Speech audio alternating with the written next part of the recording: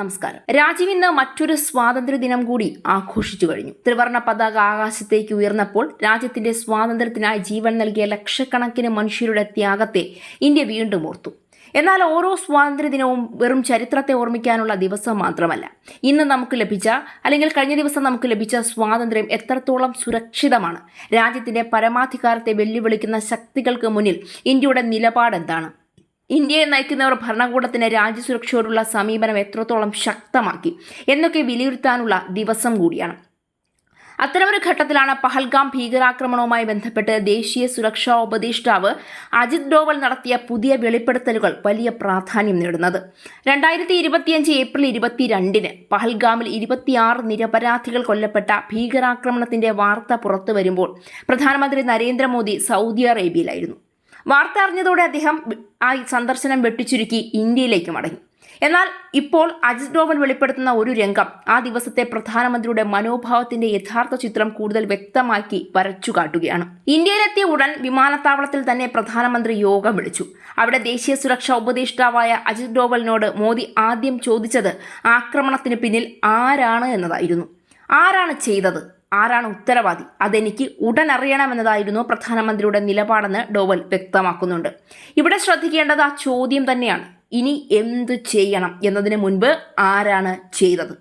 ഒരു രാജ്യത്തിന്റെ പ്രതികാര നയം വികാരത്തിന്റെ അടിസ്ഥാനത്തിലല്ല, വസ്തുതകളുടെ അടിസ്ഥാനത്തിലായിരിക്കണം എന്ന ഭരണ തത്വമാണ് അതിൽ തെളിഞ്ഞു കാണുന്നത്. ആദ്യം തെളിവ്, പിന്നെ ഉത്തരവാദിയെ തിരിച്ചറിയൽ, അതിനുശേഷം തീരുമാനം. ഇന്ത്യയുടെ രഹസ്യാന്വേഷണ ഏജൻസികൾ വളരെ ചുരുങ്ങിയ സമയത്തിനുള്ളിൽ ആക്രമണത്തിന് പിന്നിലുള്ളവരെ കുറിച്ച് വ്യക്തതയിലെത്തിയെന്നും ഡോവൽ പറഞ്ഞു വെക്കുന്നുണ്ട്. ഇതാണ് നരേന്ദ്രമോദിയുടെ നേതൃത്വത്തെക്കുറിച്ച് ഈ സ്വാതന്ത്ര്യ ദിനത്തിൽ വീണ്ടും ചർച്ച ചെയ്യപ്പെട്ട പ്രധാനപ്പെട്ട കാര്യം. സ്വാതന്ത്ര്യം നേടിയിട്ട് 80 വർഷത്തോട് അടുക്കുകയാണ് ഇന്ത്യ. ഈ കാലയളവിൽ രാജ്യത്തിന് നിരവധി പ്രധാനമന്ത്രിമാരുണ്ടായി. ഓരോ കാലഘട്ടത്തിനും അതിൻ്റെതായ ചരിത്രവും നേട്ടങ്ങളും പരിമിതികളും ഉണ്ടായിരുന്നു. എന്നാൽ നരേന്ദ്രമോദിയുടെ കാലഘട്ടത്തെ വ്യത്യസ്തമാക്കുന്ന ഒന്നുണ്ട്. രാജ്യസുരക്ഷയെ ഒരു ഭരണവിഷയം മാത്രമാക്കി കാണാതെ ദേശീയ ആത്മവിശ്വാസത്തിന്റെ ഭാഗമാക്കാനുള്ള ശ്രമം. ഇന്ത്യയെ ആക്രമിച്ചാൽ ഇന്ത്യ പ്രതിഷേധിക്കും, അപലപിക്കും, നയതന്ത്രപരമായി പ്രതികരിക്കുമെന്ന പഴയ ധാരണയ്ക്ക് പകരം ആക്രമണം നടത്തിയവർക്കെതിരെ അവർക്ക് മനസ്സിലാകുന്ന ഭാഷയിൽ മറുപടി നൽകാൻ ഇന്ത്യക്ക് കഴിയുമെന്ന സന്ദേശമാണ് ഈ കഴിഞ്ഞ വർഷങ്ങളിലൊക്കെ കൂടുതൽ ശക്തമായത്.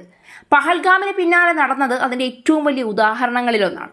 2025 മെയ് 7 ആരംഭിച്ച ഓപ്പറേഷൻ സിന്ദൂർ പഹൽഗാം ആക്രമണവുമായി ബന്ധപ്പെട്ട ഭീകര അടിസ്ഥാന സൗകര്യങ്ങളെ ലക്ഷ്യമിട്ടുള്ള സൈനിക നടപടിയായിരുന്നു. ഓപ്പറേഷന്റെ ലക്ഷ്യം ഭീകര കേന്ദ്രങ്ങളെ തകർക്കുകയായിരുന്നുവെന്ന് അജിത് ഡോവൽ ഇപ്പോൾ വ്യക്തമാക്കിയിട്ടുണ്ട്. ഏകദേശം 88 മണിക്കൂർ നീണ്ടുനിന്ന സംഘർഷത്തിനിടെ ഇന്ത്യയുടെ സൈനിക ശേഷിയും രാഷ്ട്രീയ നേതൃത്വത്തിന്റെ തീരുമാനക്ഷമതയും ഒരേപോലെ പരീക്ഷിക്കപ്പെട്ടു. ഇവിടെ മറ്റൊരു കാര്യം കൂടി ഈ അവസരത്തിൽ ശ്രദ്ധിക്കേണ്ടതുണ്ട്. കരുത്തെന്നത് യുദ്ധം ആഗ്രഹിക്കുന്നതല്ല, കരുത്തെന്നത് യുദ്ധം വന്നാൽ അതിനെ നേരിടാനുള്ള കഴിവാണ്. ഇന്ത്യയുടെ സഹിഷ്ണുതയെ ദൗർബല്യമായി കാണരുതെന്നായിരുന്നു അജിത് ഡോവലിന്റെ സന്ദേശം. ഇന്ത്യക്ക് ആവശ്യമായപ്പോൾ അപകട സാധ്യത ഏറ്റെടുക്കാനും ശക്തമായി തിരിച്ചടിക്കാനും കഴിയുമെന്ന് അദ്ദേഹം വ്യക്തമാക്കി. ഇതുതന്നെയാണ് മോദി ഭരണത്തിന്റെ ദേശീയ സുരക്ഷാ സമീപനത്തിനെ പിന്തുണയ്ക്കുന്നവർ ചൂണ്ടിക്കാണിക്കുന്ന പ്രധാന മാറ്റം. ലോകരാഷ്ട്രീയത്തിൽ ഒരു രാജ്യത്തിന്റെ ശക്തി അതിൻ്റെ സൈനിക ആയുധങ്ങളുടെ എണ്ണത്തിൽ മാത്രമല്ല അളക്കപ്പെടുന്നത്. തീരുമാനമെടുക്കാനുള്ള രാഷ്ട്രീയ ഇച്ഛാശക്തി, രഹസ്യാന്വേഷണ സംവിധാനങ്ങളുടെ കഴിവ്, സൈനിക ശേഷി, നയതന്ത്ര പിന്തുണ, സാമ്പത്തിക ശക്തി, പ്രതിസന്ധി കാലത്തെ ഏകോപനം, ഇതെല്ലാം ചേർന്നാണ് ഒരു രാജ്യത്തിൻ്റെ യഥാർത്ഥ ശക്തി രൂപപ്പെടുന്നത്. പഹൽഗാമിന് പിന്നാലെയുള്ള സംഭവ വികാസങ്ങളിൽ ഈ ഘടകങ്ങൾ പലതും ഒരുമിച്ച് പ്രവർത്തിച്ചതായി സർക്കാർ വിശദീകരണങ്ങളിൽ നിന്ന് വ്യക്തമാണ്. മോദിയുടെ നേതൃത്വത്തെക്കുറിച്ച് അനുകൂലമായി സംസാരിക്കുന്നവർ പറയുന്ന മറ്റൊരു പ്രത്യേകതയും ഇവിടെയുണ്ട്.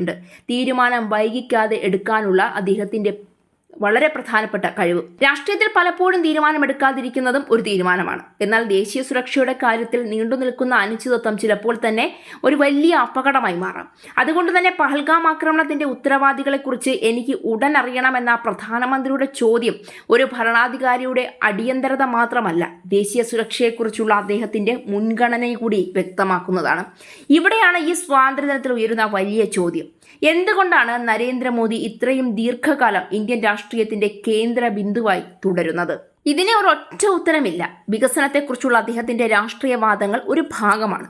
അടിസ്ഥാന സൗകര്യ വികസനം, ഡിജിറ്റൽ ഇന്ത്യ, ആഗോളതലത്തിൽ ഇന്ത്യയുടെ പ്രതിച്ഛായ ഉയർത്താനുള്ള ശ്രമങ്ങൾ, വിദേശ നയത്തിലെ സജീവ ഇടപെടൽ തുടങ്ങിയവ മറ്റൊരു ഭാഗമാണ്.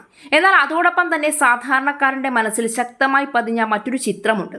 ഇന്ത്യയെ ആരും എളുപ്പത്തിൽ ഭയപ്പെടുത്താൻ കഴിയില്ല എന്ന ആത്മവിശ്വാസം. ഈ മനഃശാസ്ത്രപരമായ മാറ്റം രാഷ്ട്രീയമായി വളരെ പ്രധാനപ്പെട്ടതാണ്. സ്വാതന്ത്ര്യത്തിന് ശേഷം പല പതിറ്റാണ്ടുകളിലും ഇന്ത്യ വലിയ രാജ്യമായിരുന്നെങ്കിലും അന്താരാഷ്ട്ര രാഷ്ട്രീയത്തിൽ പലപ്പോഴും പ്രതികരിക്കുന്ന രാജ്യമായി മാത്രമാണ് കണക്കാക്കപ്പെട്ടിരുന്നതെന്ന വിമർശനം നിലനിന്നിരുന്നു. ഇന്ന് മോദി സർക്കാരിന്റെ പിന്തുണക്കാർ പറയുന്നത് ഇന്ത്യ സ്വന്തം താൽപ്പര്യങ്ങൾ നിർവചിക്കുകയും അതനുസരിച്ച് തീരുമാനങ്ങൾ എടുക്കുകയും ചെയ്യുന്ന രാജ്യമായി മാറിക്കഴിഞ്ഞു എന്ന് തന്നെയാണ്. അതേസമയം ഒരു പ്രധാനമന്ത്രിയുടെ പ്രവർത്തനങ്ങളെ വിലയിരുത്തുമ്പോൾ ആരാധന മാത്രം മതിയാകില്ല എന്നതും യാഥാർത്ഥ്യമാണ്. ജനാധിപത്യത്തിൽ ഭരണാധികാരികളെ ചോദ്യം ചെയ്യുകയും അവരുടെ തീരുമാനങ്ങളെ വിമർശനാത്മകമായി വിലയിരുത്തുകയും വേണം. എന്നാൽ ദേശീയ സുരക്ഷയുടെ കാര്യത്തിൽ രാജ്യത്തിന്റെ പരമാധികാരം സംരക്ഷിക്കാനുള്ള രാഷ്ട്രീയ നേതൃത്വത്തിന്റെ ഉത്തരവാദിത്വവും അത്ര തന്നെ പ്രധാനമാണ്. അത് മോദി സർക്കാർ ഏറ്റവും ഭംഗിയായി, ഏറ്റവും ഉത്തരവാദിത്വത്തോടെ നിർവഹിച്ചു എന്നത് നിസ്സംശയം പറയാം.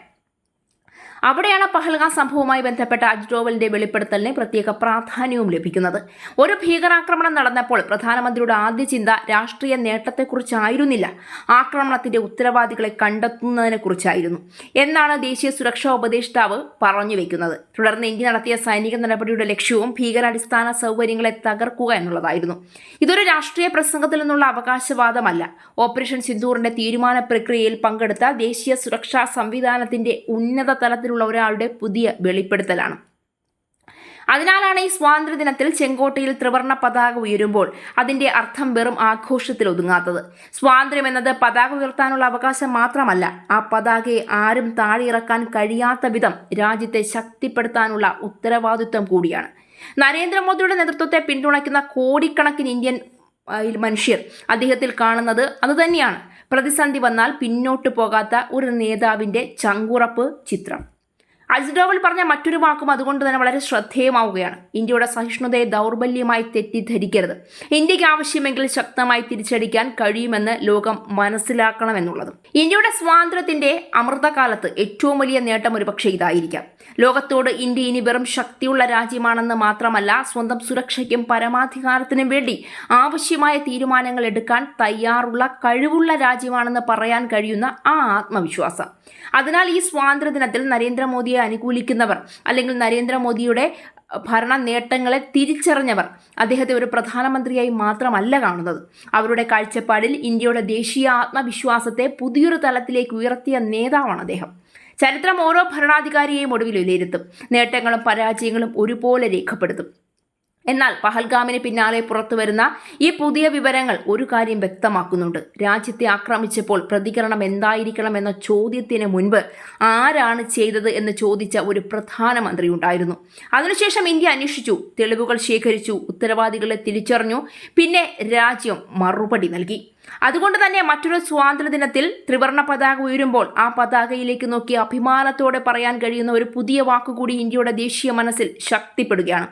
ഇത് സ്വാതന്ത്ര്യം നേടിയ ഇന്ത്യ മാത്രമല്ല, സ്വന്തം സ്വാതന്ത്ര്യത്തെയും സുരക്ഷയെയും പരമാധികാരത്തെയും സംരക്ഷിക്കാൻ കരുത്താർജിച്ച ഇന്ത്യ കൂടിയാണ്.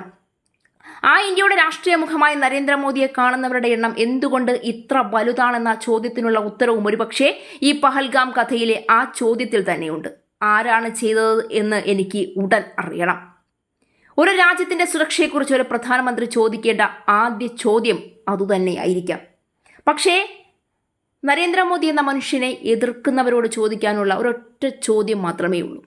നരേന്ദ്രമോദിക്ക് പകരം ഇന്ത്യൻ പ്രധാനമന്ത്രിയുടെ കസേരയിൽ നിങ്ങൾ ഈ പറയുന്ന രാഹുൽ ഗാന്ധി എന്ന പപ്പുമോനാണ് ഇരുന്നതെങ്കിൽ ഒരു രാത്രിയെങ്കിലും നിങ്ങൾക്ക് സ്വസ്ഥമായി സമാധാനമായി തീവ്രവാദികളെ നുഴഞ്ഞുകയറ്റക്കാരെ ഭയക്കാതെ ഉറങ്ങാൻ കഴിയുമെന്ന് ചങ്കിൽ കൈവച്ചു പറയാൻ ചങ്കൂറ്റമുണ്ടോ?